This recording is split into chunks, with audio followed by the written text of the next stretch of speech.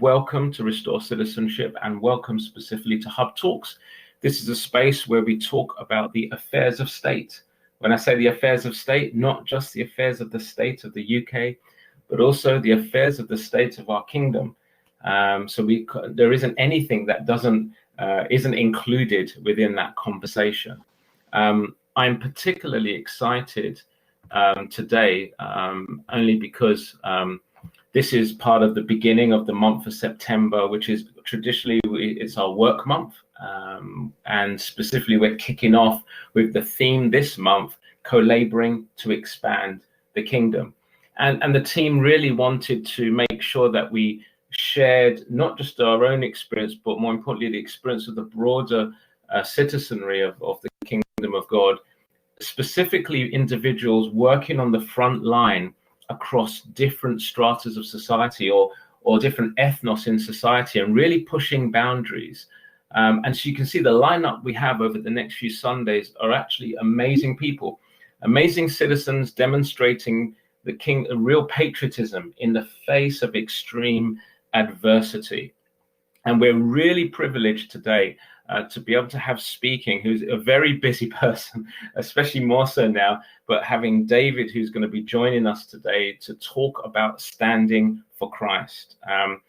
David actually stands within the London Assembly, and I really feel that David's Daniel in the lion's den, actually right in the heart of London, addressing the real issues and really trying to stem the flow of various things that I know David is going to talk about. So I'm not going to hog the mic at this time. So David, I would love it if you could just turn your mic on and join us. Brilliant. Over to you.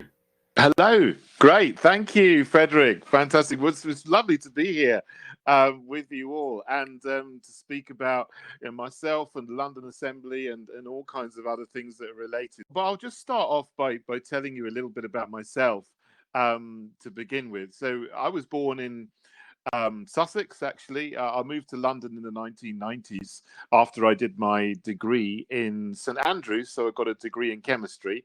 And after then, I spent about 20 years teaching chemistry up to A-level and IB diploma in this country and abroad. So you can see there, I went to Botswana over Millennium Time, which is a fantastic 2 years teaching local children there, and back to the UK then for most of the next decade, and then I spent a few years after that, a couple of years in Bosnia, a couple of years in America, and a year in Bermuda teaching. So that was wonderful to see the world. But I've always been interested in politics, so I joined UKIP in 2012.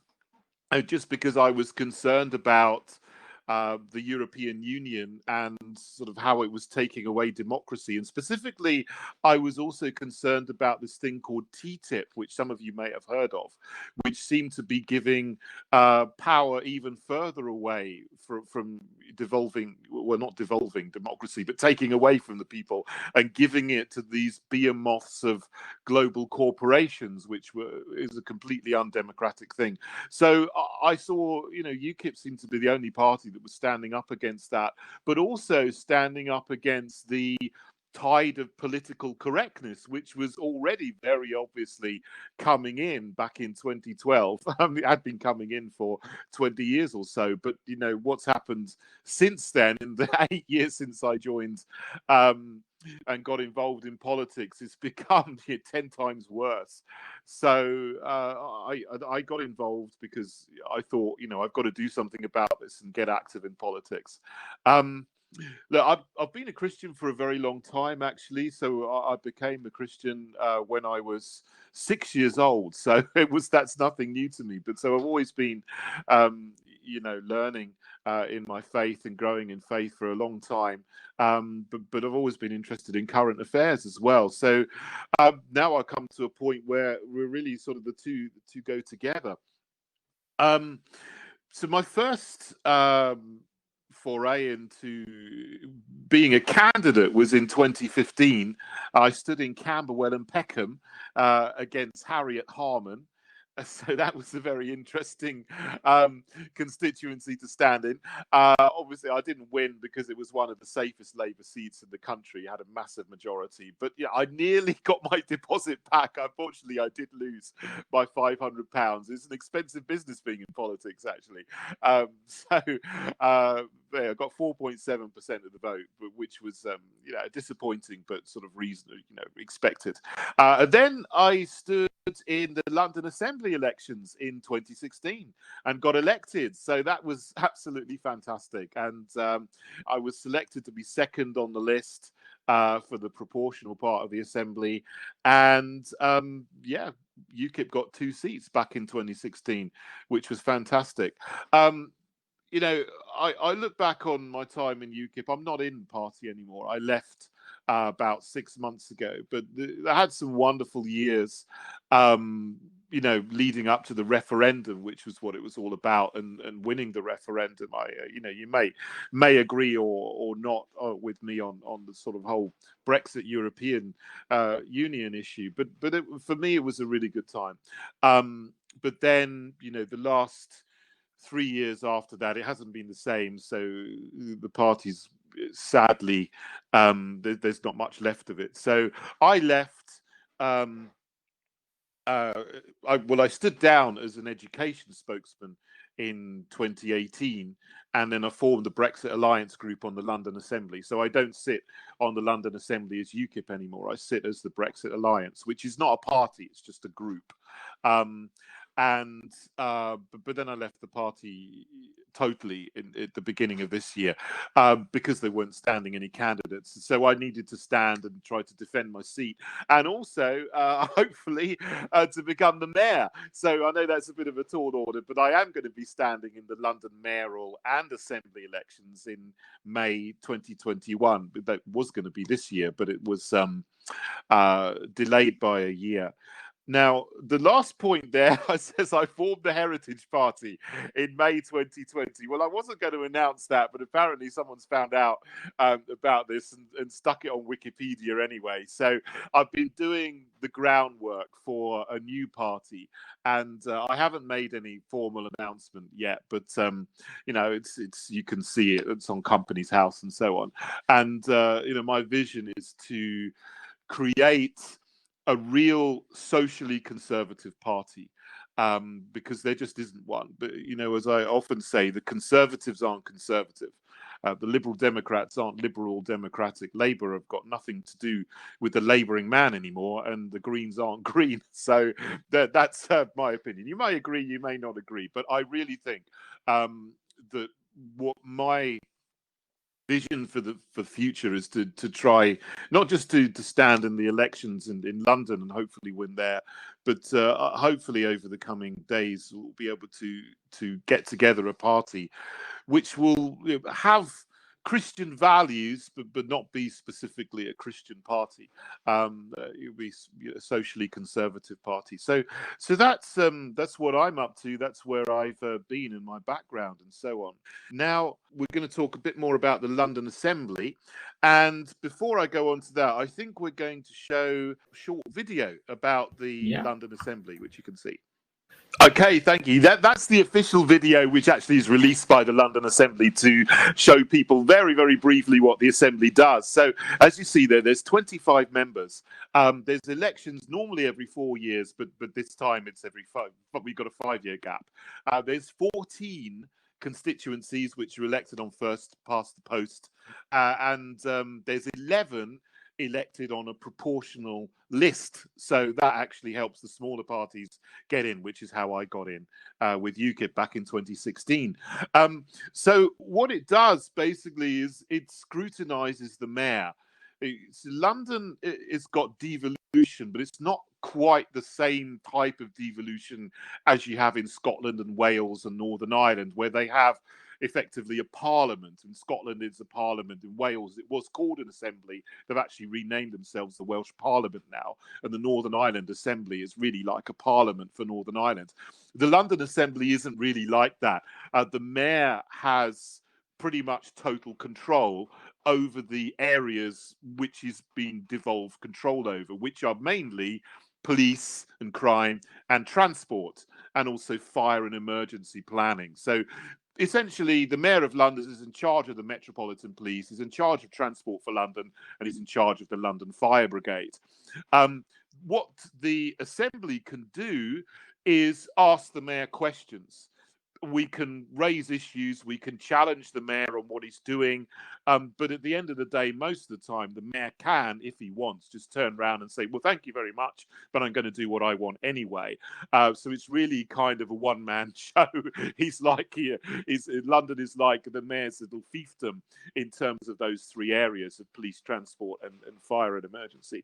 The London Assembly does have a few small hard powers, like it can reject the mayor's budget if it wants to, but that doesn't usually happen because you need a 2/3 majority to do that, and Labour have got nearly half the seats, obviously, because at the moment you've got a Labour mayor. So it's very unlikely that the Assembly will be able to use its hard powers, because it needs a 2/3 majority to do so. So that's what the Assembly is. It also has a number of committees.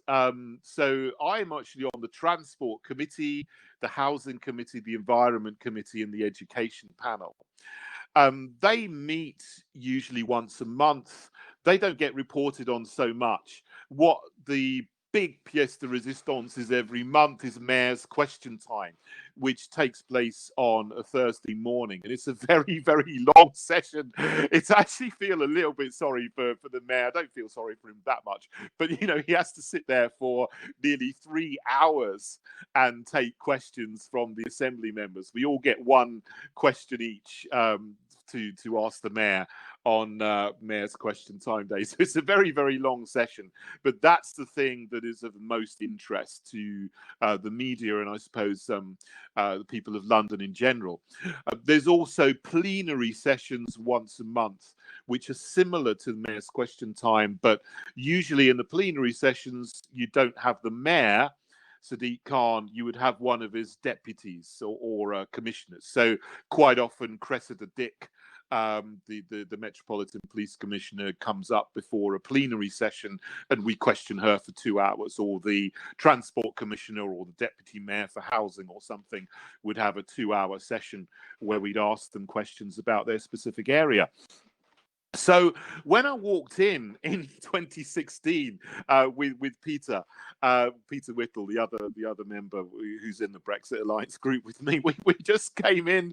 We were both completely new to politics, really. I certainly was, and I didn't really know, what the rules were as such. You come in, and we were given a little office in the first day. We sat down with the phone, and that was that. And we just had to kind of figure everything out for ourselves. So the first time I was in the chamber, it was really daunting and overwhelming. It's like, the first day of a job where there's a lot of people who have been there before. They know what they're doing, they know the systems. You've got the other big parties that have been there since the beginning for 20 years, and we're just coming in new, and we got to figure it all out. So I started off, being quite tame with my questions and just, asking about things which were not particularly controversial. But I do remember in the plenary sessions, there are motions after you finished asking your questions of one of the mayor's deputies. And so that's a chance for debate. And there was a motion on immigration and Brexit as related. So I got up and I said my piece, and my position is that mass immigration is not a good thing. We need to control our borders. We need to have some immigration, of course, where it's useful and reasonable, but we shouldn't be allowing lots of illegal immigration into the country. So people come and they jump the queue ahead of perhaps people who are genuinely coming to the country and have actually gone through the proper process by applying to the embassies in their countries and so on. So that's my position. I stood up and said it, and immediately Labour started eyeballing me and heckling me, and it was really quite frightening. And I was like, that took me aback for a minute or so, and I didn't really know what to do, but I just carried on and finished saying my piece. But I was shaking. You couldn't see it because I covered it up very well, but I was absolutely shaking inside because I was getting all of this anger coming at me because I didn't have the politically correct view. So that was almost a baptism of fire at the very beginning. As Frederick said, I'm like Daniel in the lion's den. It certainly felt like that.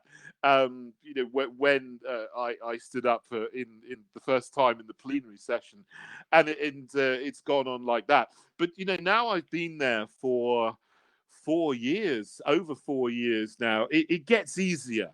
And it's really, really hard when you begin with to actually start saying things that are not popular, that are not the politically correct view. But if you do, you stand up, you carry on, you do it again and again.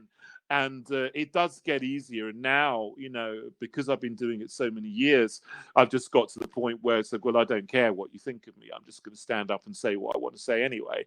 And a difficult thing to go with that, on the way there is obviously you get people trying to take you down on social media or in the actual mainstream media for not having the right opinions. And this happened perhaps in something slightly different to my work on the London Assembly, but in 2017 I stood to become the leader of UKIP because I wanted to turn it into a socially conservative party. I had my vision for it to be that sort of thing. Obviously, I had a lot of opposition from different people who, we would agree on Brexit, but maybe not on anything else. And when I was standing, I answered a questionnaire about LGBT issues. And I said, I think marriage is a man and a woman. And there are also scientific studies which show that there's a higher proportion of homosexual identifying people who have been abused as children as in the general population. That's true. There are some studies that say that. I had so much dirt and smears thrown at me for that, sustained for a week or two, that it was really, really hard. That was the first time that I had a media storm coming my way. And I was like, I just wanted to go away and make it all stop. But fortunately, I did have a lot of good people supported me as well. Some people would say, well, look, I don't agree with what you say, but I agree that you got the right to say it. These people shouldn't be trying to get you kicked out of the party and get you kicked off the leadership contest. And then there were other people who said, look, I totally agree with everything you're saying. This is brilliant. Thank you for standing up and saying that. And you might think, if you watch the mainstream and you listen to the sort of parties that don't have the same opinion as me, I'm particularly thinking of the Labour Party, you might think that everybody is against you, but there are so many people in the silent majority that love it when you stand up and just say, what is right. And it's difficult to do that because there's so much pressure not to. But, when you do, you find a lot of support. And I have, even though there's been a lot of attack as well. And that's been absolutely, a lifesaver for me, the people who've supported me. So, yeah, I stand up in the chamber and I say a lot of things that are not of the mainstream. Most recently, you may have seen a video I put out. It was in July's Mayor's Question Time, and I asked the mayor about the whole Black Lives Matter situation because the mayor was supporting them. Of course, Black Lives Matter, but I don't agree with the movement. I don't agree with the organization because far from being something that's supportive of Black people, they want to defund the police. They want to disrupt the nuclear family. They want to bring queer theory into schools. They want to smash capitalism. And you actually see a lot of people going and smashing up businesses. And they want to set people free from prisons. All of these things are not going to do any good for anybody, whether you're black, white, or brown.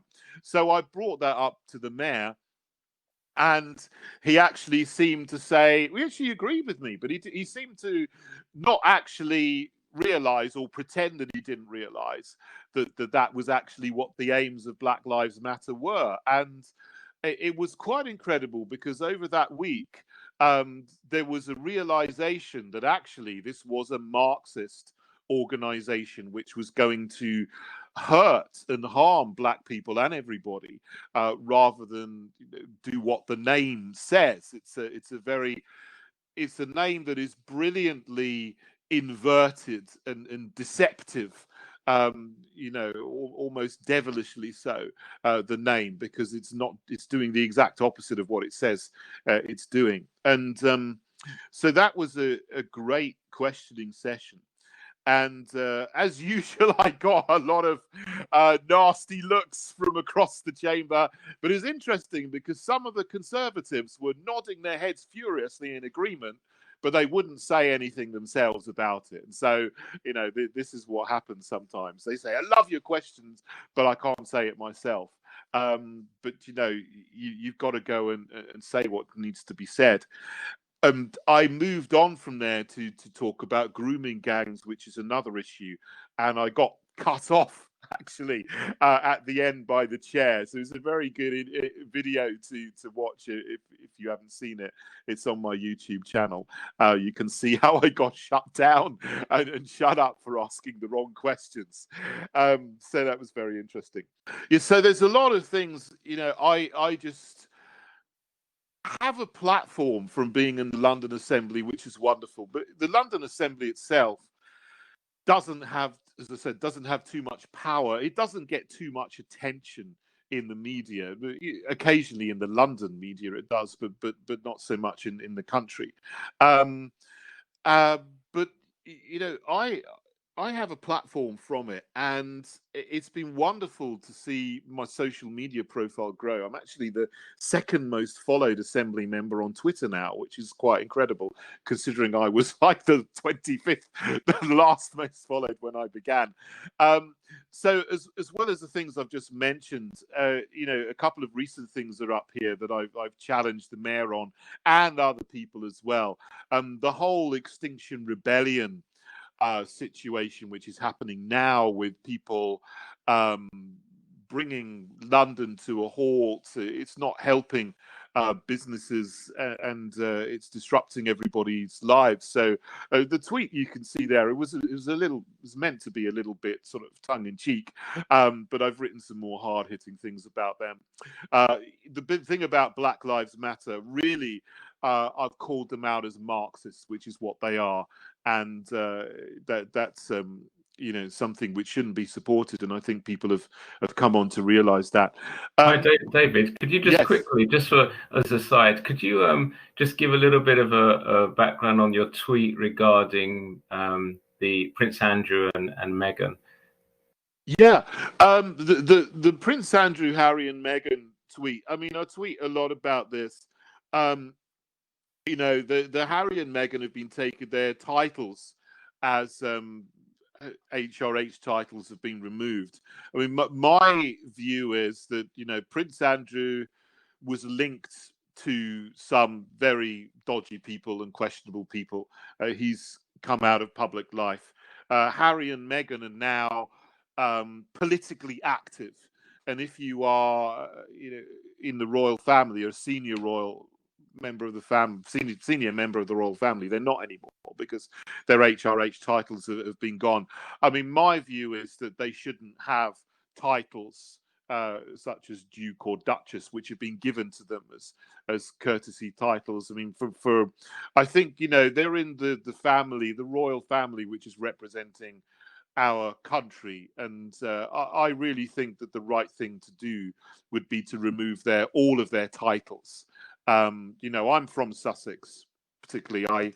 I really don't like these politically active leftists as they've become, being the Duke and Duchess of my county, and so that's something I do think personally. As for the Duke of York, Prince Andrew, I don't think he should have a title anymore. So that's why I wrote that particular statement.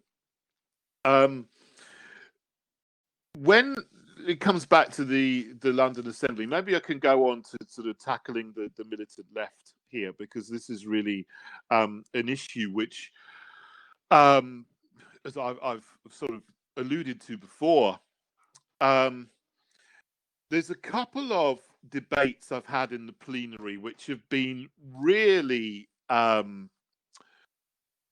and have really got people's backs up.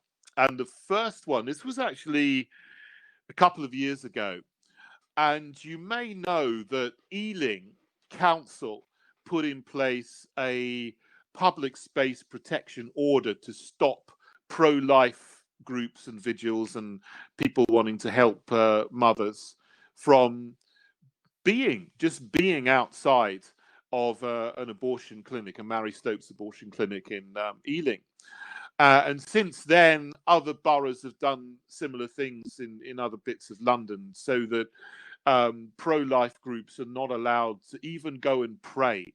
Silent prayer is banned in some streets of London because of the abortion lobby getting that done. So there was a motion introduced into the London Assembly by a couple of Labour Assembly members supporting this and calling on the mayor to support it. Of course he did, and saying how terrible all of these pro-life groups were and how it was harassing people. There's no harassment whatsoever, but they have saved many lives of children who would have been aborted otherwise and killed. And I've met some of them because I went to actually visit the Good Council, which has done fantastic work for over 20 years in providing an alternative for mothers who have been sent to these abortion clinics without thinking they had a choice. But they've given them a choice, they've given them hope and support, and they've decided not to have abortions and have their children. And it's wonderful to see, actually, many children just being alive who would have otherwise been killed. So I spoke against this motion. They expected everybody to agree with it because that's just what they just assume that everybody agrees with it.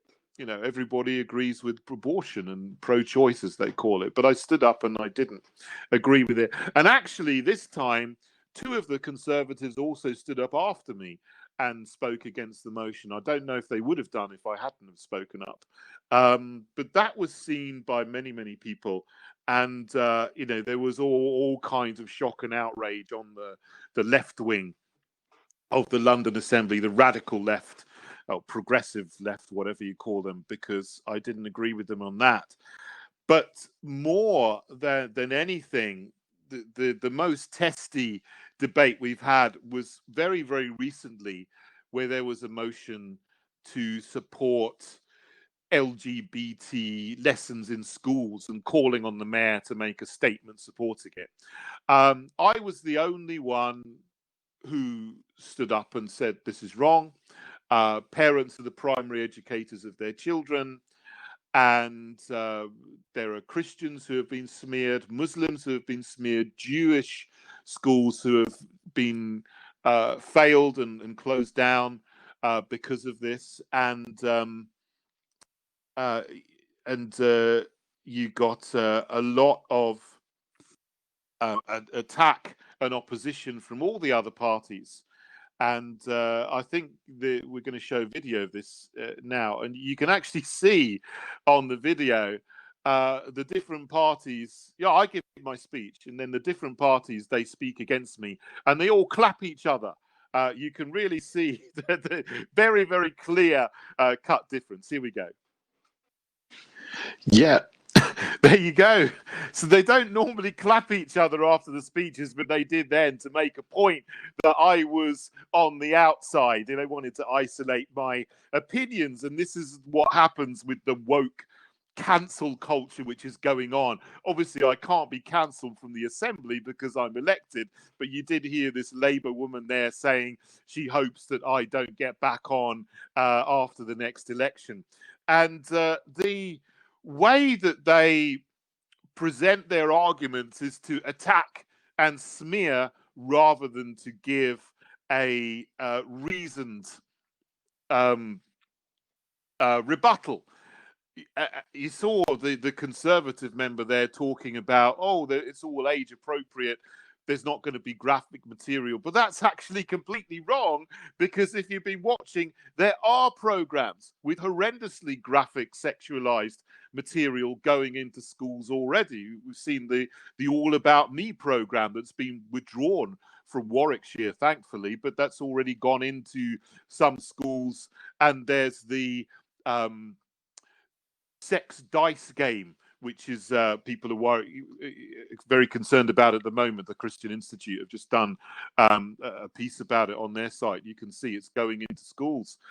So there are some very bad things going in. But, even if they weren't sexualizing materials, teaching children that there are 100 genders to confuse them about their biological sex is causing horrendous problems and confusion among children. So much so that we've seen the number of children presenting with gender dysphoria or gender confusion go up 8,000% in 10 years. And every child that is given cross-sex hormones or puberty blockers or sex change surgery is going to be sterile and will never have their own children. So this really is something to oppose if you've got any kind of conscience whatsoever. What's coming up? I know it's going to be coming up soon, because the next thing on the progressive agenda is conversion therapy. So there hasn't been a motion yet on that, but I know it's going to be coming up soon. So I'm going to have to speak on that as well. And I'm sure that'll be another case where I say something and I'm in a minority of one, because I do believe that people should be allowed to receive therapy or prayer or discuss their sexual orientation with a counsellor if they want to. We prayed earlier for Mike Davidson of Core Issues Trust, whose bank account has just been closed by Barclays because some LGBTs complained that he had the wrong opinion. So they're actively trying to get people thrown out of banks. They're actually trying to close down people's bank accounts now, not just get them thrown off Twitters, and do real damage to people. So this is coming in the London Assembly at some point. I don't know when, but it's going to be very interesting when it happens. Now, in the prayer session, I was really happy that we did pray against cultural Marxism, because this is something which explains what's going on. All the political correctness and others, the wokeness, the cancel culture. You can give it many, many different names, identity politics or something. But there's so many people for so long have felt and known that there's something wrong, very, very wrong with our society. Everything is being twisted and inverted somehow. So the good is called bad, bad is called good. Common sense is turned on its head and is derided, but then you have these crazy policies and systems come through which are destructive to everything that has gone before. And people don't really understand what it is that is causing this. But the cultural Marxism explains it all and what it is. It starts obviously from Marx. the Communist Manifesto of 1848, and you probably know Marxism is a theory of conflict that says the world is unjust because it has an unjust economic system, which is capitalism. And that means that the bourgeoisie are privileged and the proletariat, the workers, are oppressed. And to create a world of justice, you need to change the economic system so that the oppressed working classes rise up and they take control of the capital that the bourgeoisie have and collectivize it so it's all owned by the state in common, and then there will be a wonderful utopia. Well, that was tried many, many times. It was tried in the Soviet Union. It was tried in China, tried in Cambodia with Pol Pot. It's been tried in Venezuela now, and every time it doesn't work. It leads to oppression and tyranny, as well as hunger and want and death on a massive scale. But it didn't really take hold in the West because the West had a very, very strong civil society. So you had in the 1920s a number of Marxist revolutions were attempted that are not very well known about in history. We all know about the Russian Revolution of 1919, the October Revolution. But there were revolutions attempted all in Austria, in Hungary, in Bavaria, in Italy, among other places, but they didn't take hold. And so this was because the working classes rejected it and life became absolutely terrible for them. And also the working classes in those countries were very patriotic, didn't want a Marxist communist revolution taking over, which was destroying everything, destroying the fabric of the nation. So there was a lot more resistance in Western Europe to the violent Marxist revolutions than there was in Russia. And so Marxists began to ask themselves, why is this? And what can we do to create the conditions so that Marxism can take over? And Gramsci was one of the leading Marxist thinkers of the early 20th century. He was an Italian. He was involved in the Italian Communist Party along with Bordiga.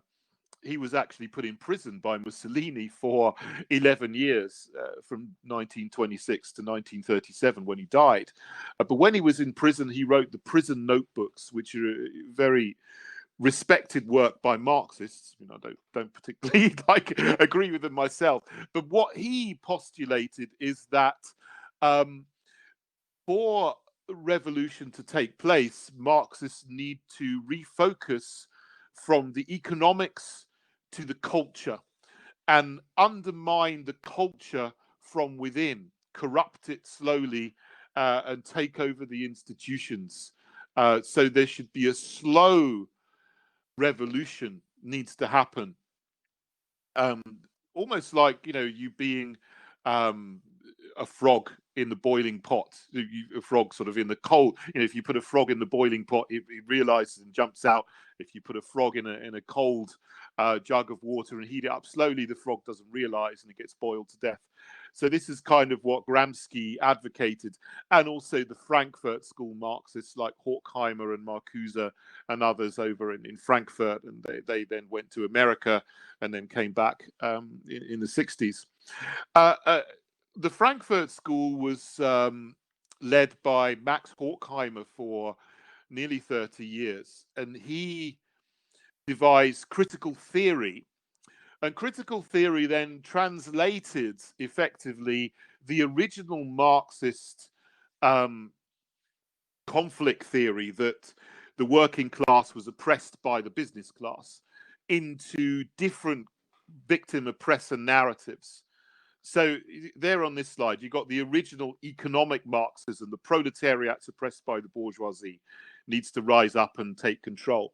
You have different groups have been attempted. They attempted to raise class consciousness and a feeling of victimhood and oppression in many, many other different groups, which we're all now seeing come together in a way. So feminism original feminism, which was about equality, maybe first wave feminism, giving women the vote and so on, great stuff.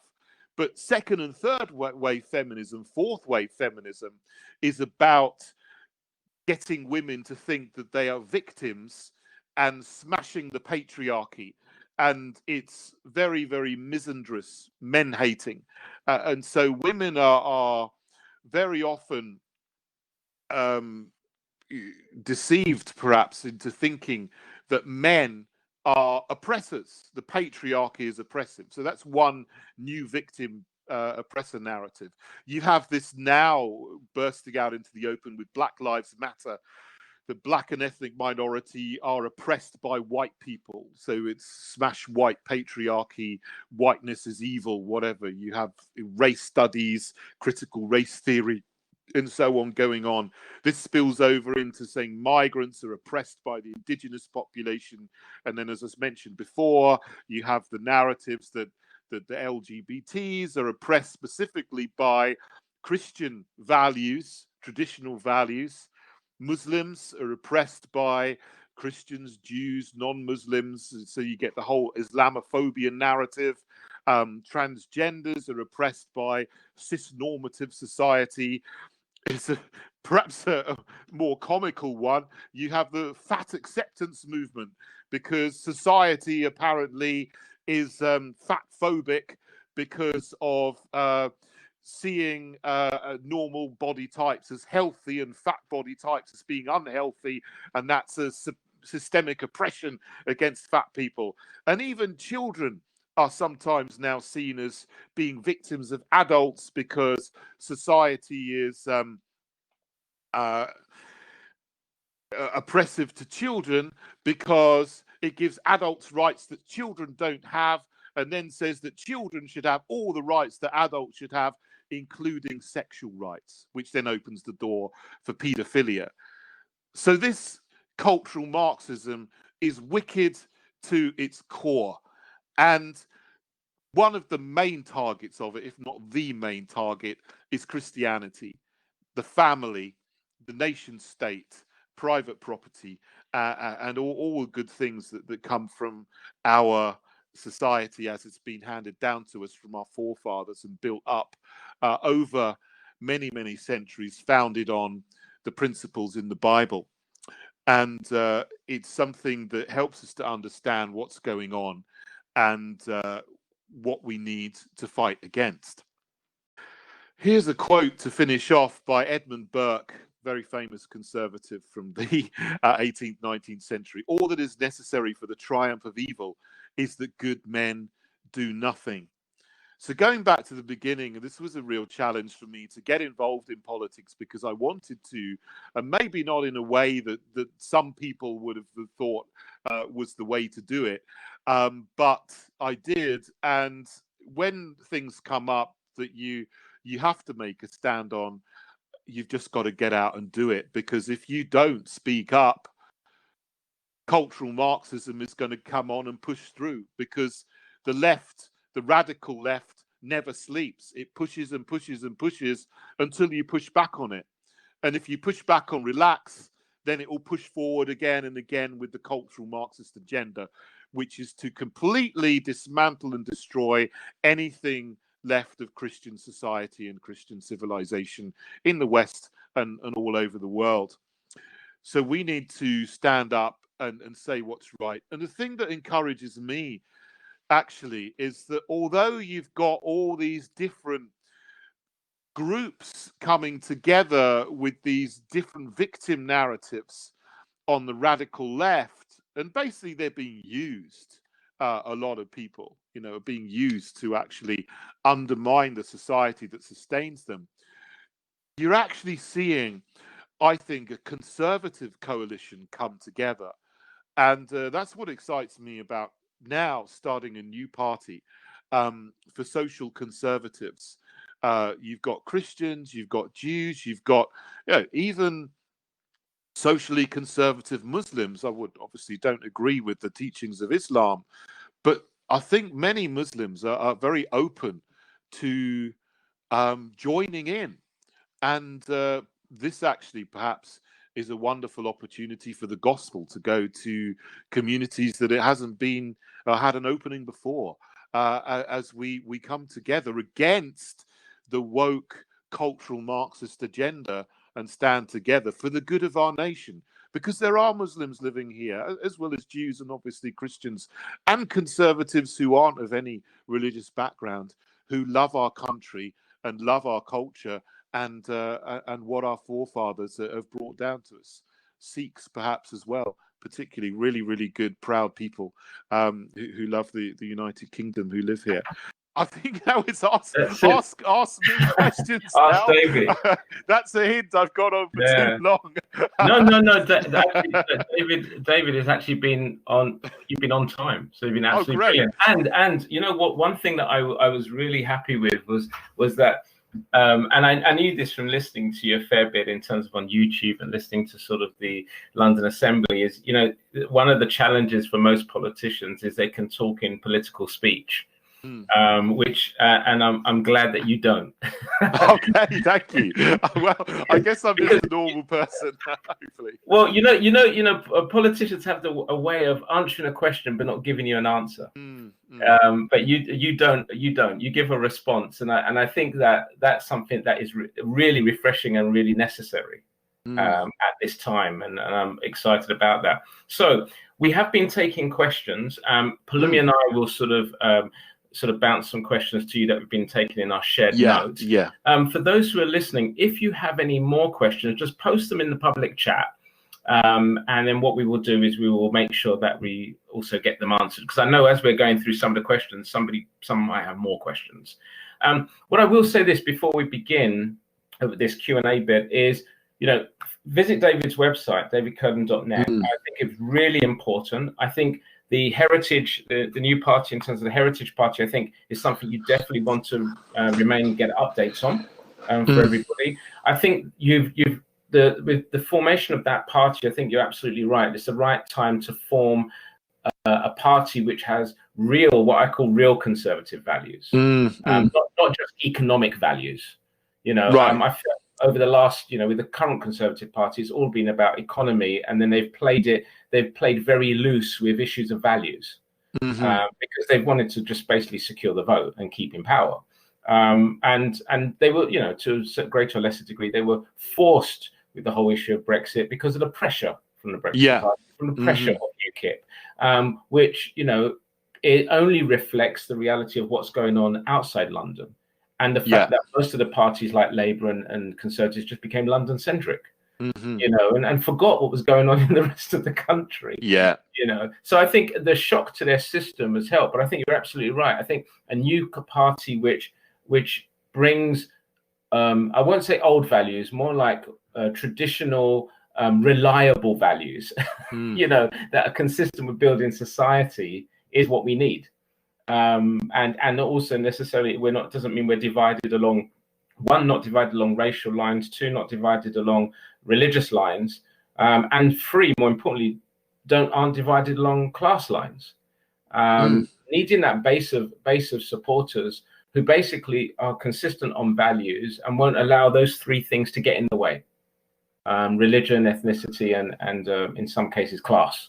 Been a big problem. And I think many people, and I'll finish, but I think many people sometimes struggle in the political climate and the media. They struggle to see what's going on, as in the influence of class, the influence of religion, or the influence of race. I think it's not so obvious, but it's often steered. So I'm going to hand over to Palumi to ask the first question. Great. That was an awesome presentation. Thank you. We really appreciate how you are. Great. How you are. You have to just keep up. Absolutely. Okay. So, we have a question from Alina. She said, UKIP had Christian values too. Do you think they had the same idea as you? Some people did, and it did have a Christian manifesto in 2015, which was fantastic. But it was not entirely that way. So it was a mix There were some people who did have Christian values, but there were some that were very, very against it within the party, who got quite high up in the party. So I think it was the party with the most Christian values of all of them, but it wasn't entirely that way. But, I wrote the UKIP 2019 manifesto, which put in all the Christian values that I wanted. Somehow managed to get it through the National Executive Committee. Sadly, UKIP weren't able to carry it and just, imploded in the campaign. But you can read that manifesto. It's a good manifesto, and I'll take it back at some point, hopefully. But I am writing a different manifesto now for a new party, which is based on sort of socially conservative values, which are essentially, Christian, but I think, anyone who's traditionalist or conservative can agree with them. Yeah. Oh, good stuff. Fred, do you want to take the next question? Yeah, let me grab the next question. So I actually wrote this. Oh, so great. I was interested to know, what's your relationship like with fellow members of the Assembly, especially when you take a stand on matters they disagree with? So like the video that we played, I'd like to know what happened afterwards. So after the camera was turned off. Well, that day was pretty horrible. I mean, we went down, and there's a lift on the first floor that we all get up to go to our offices afterwards, and just nobody talked to me there. Apart from Susan Hall, she's great. I mean, she's on the Conservative. She's the leader of the Conservative Party. She's a really good woman, actually. I like Susan Hall. She's great. We actually think quite similarly on a lot of things. The interesting thing you might have seen there, I don't know if you know where people sit, is most of the Conservatives had left the chamber by the point of the debate. So there were only 2 out of 8 of them left. There was Boff that you saw speak against me, and there was Susan Hall that just didn't really stay. I think she abstained, if I remember rightly. I can't be sure about that. But if I do say something, that is contentious to the cultural Marxist agenda, which all the left-wing parties and some of the Conservatives support, then basically I am isolated and sent to Coventry by them. So so much for being inclusive. I'm excluded when I don't have the right opinions. Okay. I'm going to ask the next question, which is, because you mentioned this several times, so if you could clarify, what's the difference between being conservative and being socially conservative? Yeah, conservative can mean 2 different things. With this big C conservative, which means you're in the Conservative Party, run by Boris Johnson, which I call the fake conservatives. To me, small c conservatism is social conservatism, but you might not say it. So it's a little bit confusing because the word can mean different things to different people, and because the party, the big C conservatives, are really the party of big business.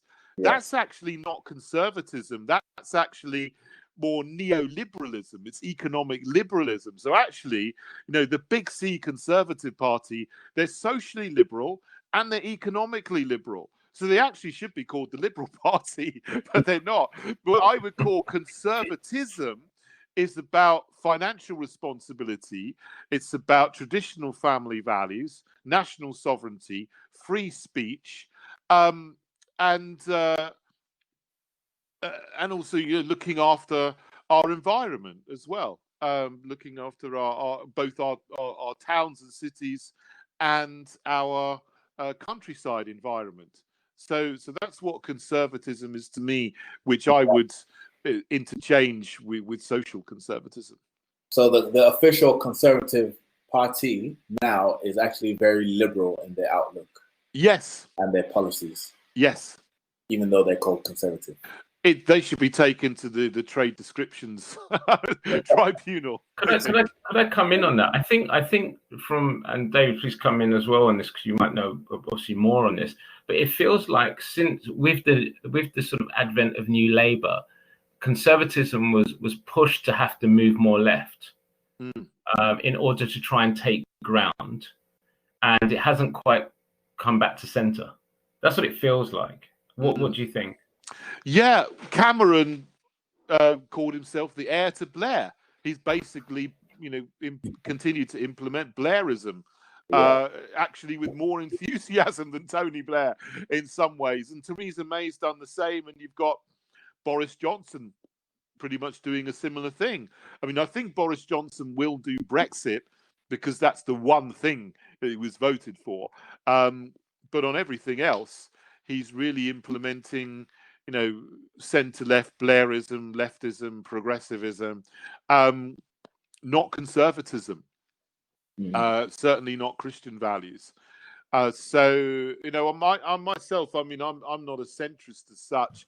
I mean, I think you just need common sense, and there's some common sense ideas on what you traditionally call the right and what you traditionally call the left. But it's so complicated now because politics is not just about left and right economics, which is very simple. You got left and right economics. You got the left is a planned economy, the right is a free market economy. Well, I do agree with the free market economy, but there needs to be some regulations and some checks and balances to protect small businesses, to protect workers' rights, and so on. You can't just have free for all, otherwise you'll get slavery back. So so on economics, there's some good things across the spectrum, but you don't just have economics as an axis. You have the social axis now. You have national, patriotism versus globalism as another axis. So it's a bit more complicated than just looking at simple left and right these days. Yeah. Okay, I think it's over to me now, isn't it, Pete? Yeah, go ahead. So the next question was, do you receive much support from your family and friends, especially being faced with so much opposition? One of the really difficult things about doing this is that a lot of friends have gone and left. You say things that people that you thought were friends don't agree with, and they suddenly don't want to know you anymore. So it's been one of the hardest things doing this, is that a lot of people that were friends of mine no longer want to be my friend. So that's been a difficult thing, but the thing is, I think you just have to plow on anyway. Like Jesus lost Judas, I guess, as a friend and a disciple. I'm not saying that people who don't want to talk to me are like Judas, but they just, for whatever reason, don't want to. Some people, they just think, well, because you have a certain opinion, they can't be your friend anymore. I don't see it that way, but it's been hard. But I think I've made some new friends. So some of them are very supportive, and it's vital, really. The prayers and the support I get from people who are friends is really what keeps me going. Yeah. Okay. So next question: what's your take on Nigel Farage's position now? Well, I think that the Brexit Party was absolutely fantastic a year ago when they won the European elections, and that caused Theresa May to stand down, and you got Boris Johnson in. And remember, this time last year, Parliament was in deadlock, and it had been in deadlock for years. I mean, basically, our democracy was getting completely trashed, and so it did a fantastic job in 2019, what really needed to be done. But now it's been deactivated, so I mean, Nigel is doing some really good journalism on immigration, on other things at the moment. So he's doing some really good stuff. But the Brexit Party, I think, it was a single issue party. The people in it had such a range of views that they wouldn't talk about anything else. I mean, there's no other policies, or very few other policies apart from Brexit. So that was what it was for. It was to do a job. But there's such difference between, the economic opinions, the social opinions. You'd have people like Anne Widdecombe, perhaps would agree with me on the whole LGBT stuff, but you'd have other people who would call me a bigot, and a homophobe within the Brexit Party. So, it's not a socially conservative party. Yeah. And so, I think that the Brexit Party did a great job last year, but we do need something, especially after December the 31st. Hopefully, when we come out of the EU in full, then we need, really something socially conservative for the elections in May 2021 and beyond. Cool. Right, it's back to me. It's an interesting one. Do you think your party might receive support from the anti-LGBTQ militants, like Douglas Murray, for example? I don't know. Douglas Murray's around. I don't know Douglas Murray personally, so I can't say what he would do. But I think he stays away from any one political party.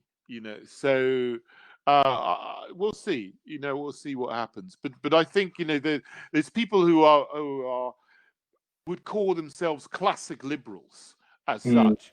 And I think, social conservatism and classic liberalism has a lot of commonality, particularly on free speech, particularly on free markets and so on, and national sovereignty, sometimes on Brexit, but it's on the traditional family values and on being pro-life. That's sometimes where you get the biggest and most emotionally felt differences. So, I think some of them would be, okay, we agree with a lot of what you're saying, but may want to keep their distance. But, I guess it depends on the individual people. Yeah. Okay, so I've got another question here, which is, what do you think about the idea of having a Christian party? And do you see any challenges with that? Well, there are some Christian parties already. There's the Christian People's Alliance. I think there's the Christian Party as well. And I know some of the people in there. They're great people, and they want to have a specifically Christian party in elections. And we're in a democracy. That's great. That's people's vision. And if that's what people's vision is, they should go for it. And I pray God will bless them in it. But what I think personally, I don't think a specifically Christian party is going to cut through electorally in this country. I mean, it might do in some other countries, but I think that in this country, my vision was to have something with Christian values, traditional values, but is not specifically Christian, because I think if you are, you will get 2% of people who will go, yeah, brilliant, we're going to vote for you, but you need 40%. You need 10 million people to vote for you, not 100,000. So in the long term, I want to get 10 million people voting for me. In the long run, and so I think that's why I'm thinking about doing it the way I am. Brilliant. This is, I guess, the final question. Although I kind of want to link it to an additional element. First of all, I think it would be nice to know if you're looking forward, let's say in another 10 years or 15 years, what outcomes would you like the Heritage Party to have achieved? Well, number one, I need to get back on the assembly and hopefully become London mayor as well.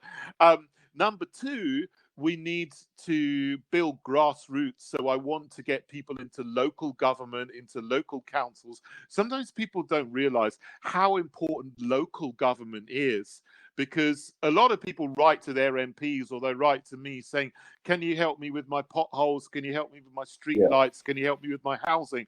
Well, I wish I could, but I can't, because that's not what the London Assembly does. It's not what the House of Parliament does. That's what your local council does. And if you want a local council to actually say to their schools under the control, we're not going to have this explicit sex program, or we're not going to build this massive housing development, which is going to wreck the countryside next to your village, you've got to vote for the party. You've got to vote for the Heritage Party in your local councils. So that's the second thing. The third thing is I want to get into Westminster. I don't know when. It's tough, but the next election will be in 2024 probably, because Boris has got such a big majority. But I think a lot of people are very, very disillusioned with him already within the party. You know, I do get a lot of people who are conservatives. They come to me quietly and they say, we're going to say we support Sean Bailey, but we're going to vote for you. That happens quite a lot, actually. So Right. it's going to be very interesting to see. But when it comes to Westminster, you got the first past the post system. That is a mountain to climb, you know, and it's a really hard nut to crack. But, you know, if we don't do it, if we don't give it a go, then it's not going to happen. So that's where I hope in the long term to be. Great. Well, that's really helpful. Was there any more questions at all? I think that was the last question, unless anybody else has anything else. I think we're certainly from our David, certainly from our standpoint, I certainly know we're going to continue to connect in the future to look how we can, especially some of the things that you're speaking, how we can help in terms of from a restore citizenship perspective. And I think there's a lot where we align on. We don't necessarily none of us particularly hold to a particular political party. We're agnostic for the right reasons. Yeah, of course. But I think that from the context of how Christians interface with the world around us, especially politically, we have to be a lot more savvy in these times. And it's really important to know that it does come ultimately down to that representative within Parliament or close to Parliament who we know have the same or very, very close values on key things that we would then begin to sort of want to obviously work with and support. But I like what you said about the local side of things as well, and how do we build communities, and what we're about really, which is why we lean on the whole idea of the ecclesia, is about building local communities who are actually politically proactive and are not they're agnostic for the right reasons, not the wrong reasons. You know, unfortunately, within church for a long time, politics isn't spoken about, and yet politics is a decision that affects us all. And so what we're about is saying, no, our communities have to be politically savvy. We must look at our own theology. We must understand our own theonomy, and we must out of that align with that which is consistent in a democracy and repel that which isn't. And so we're very keen for us as a community, and for those I know listening, we're very keen to support people in that sphere, that ethnos, where you're laboring. So I really do, on behalf of everybody, thank you for taking the time out to give us your time and expertise. I want to chip in with the last question. Or second to last. Somebody's written, well done, Mr. Kurten, very informative. Somebody else wrote, amazing, which is great. That's nice. So a question that was just written now is, a lot of Christians don't believe they need to engage with politics. What do you say to Christians that believe this? And then the last question was, do you think Christians are ignorant of cultural Marxism? Well, I mean, if you are concerned about sexualized materials going into school and transgender propaganda going into school, or abortion levels and limits being raised, perhaps up to birth, or the 220,000 people, unborn children who are killed every year because of the Abortion Act. If you're concerned about that, you need to get involved in politics to change it. You know, Tony Blair said we don't do God. Well, it's time we started doing God in politics. It's time we started getting involved and changing things, because if you don't, cultural Marxism is going to win. Now, okay, obviously, ultimately, Jesus is going to win, and, you know, maybe, you know, things will get worse and Jesus will come back. But I don't know when that's going to happen. No man knows the day or the hour. But for right now, if you want to try to make things better, if there's any chance of establishing the kingdom of God again in this country, yes, you got to do it in the church. Yes, you got to do it in business. Yes, you got to do it in culture, in media, in education, but you got to do it in politics as well. So if God is calling you into politics, please get involved, become a councillor, become an MP, change the laws to make them more godly, please. And cultural Marxism. I mean, I've been speaking about this for 3 years or more. And when I started, I felt like a very lonely voice. Now, so many more people are talking about it and understanding what it is. You know, I think everyone's aware of what political correctness is. Everyone is now aware of what the word woke is, or identity politics. I mean, it's essentially a similar thing, you know, maybe with slight sort of variations in exactly what they mean. But I think that being aware of cultural Marxism is awareness is rising. But I think Christians do have to be aware, because they're targeting the church. The long march through the institutions started with education and media, got into politics. You can see how all of these institutions have been corrupted from within. Their values have been inverted. Now it's beginning with, well, it's happening in the church. You can see pastors standing up and saying, we're going to have a pride flag. We're going to go to the LGBT day. We're even going to support abortion. How can you have a pastor that supports abortion, that won't challenge the LGBT issue? So it's sorry to get passionate and to talk for a long time, but you've got to be aware of it. And if you are in a church which is preaching those things, you've either got to turn it around or leave and start your own church, because that church is apostate, because they're targeting churches and corrupting the church now. This is where it's at in 2020. So you've got to be aware of it and fight it. Absolutely. And I think part of that fight, David, is also legacy driven. It's about creating new communities that essentially, like I said, right from the get-go, recognize themselves to be governments, forms of governments, localized governments. I think that's where the church lost straight from the get-go. It doesn't see itself as a local government for the Lord Jesus Christ. It sees itself as married to the state, or an independent that essentially is under the leadership of, often, unfortunately, just one man. So I think we need to start bringing clarity of eldership that is submitted to Christ, and ecclesias that essentially recognize that they're there to challenge the political environment on their doorstep. Because it will never, let's be for reality, we're in the world, but we're not of the world. And we're never going to be in an environment which is going to be ticking the boxes on what we believe. It's just not going to happen. So we need to wake up to that and begin to push back, like you said. So I'm excited that you've arisen at this time. The Lord has sort of called you at this time to chart it. But I would say this, just like he said to the prophets of old, you're not alone.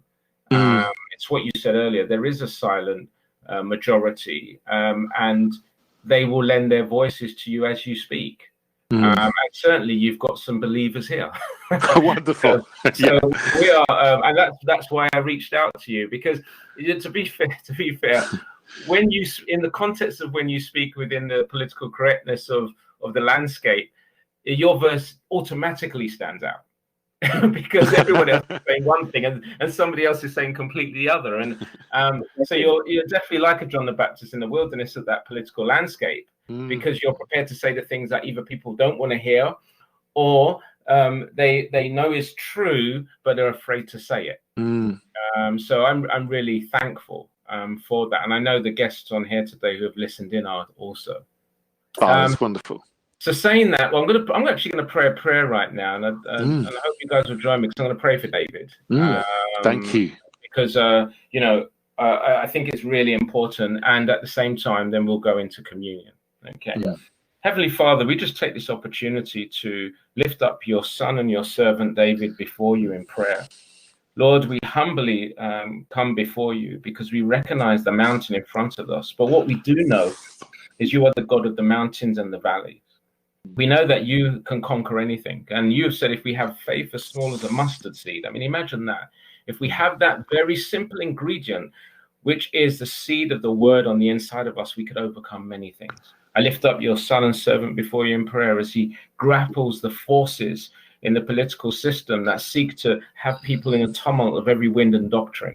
Lord, I pray that you'd strengthen his hands, that you'd strengthen him on the inner man, strengthen his soul and strengthen his body, give him health. If there are any challenges with his health, Lord, that you would strengthen that you would, through your anointing, break the yoke if there are any issues on his health, and then you give him clarity, and also help him to, when people come to him to support, help him to know those who are true and those who aren't.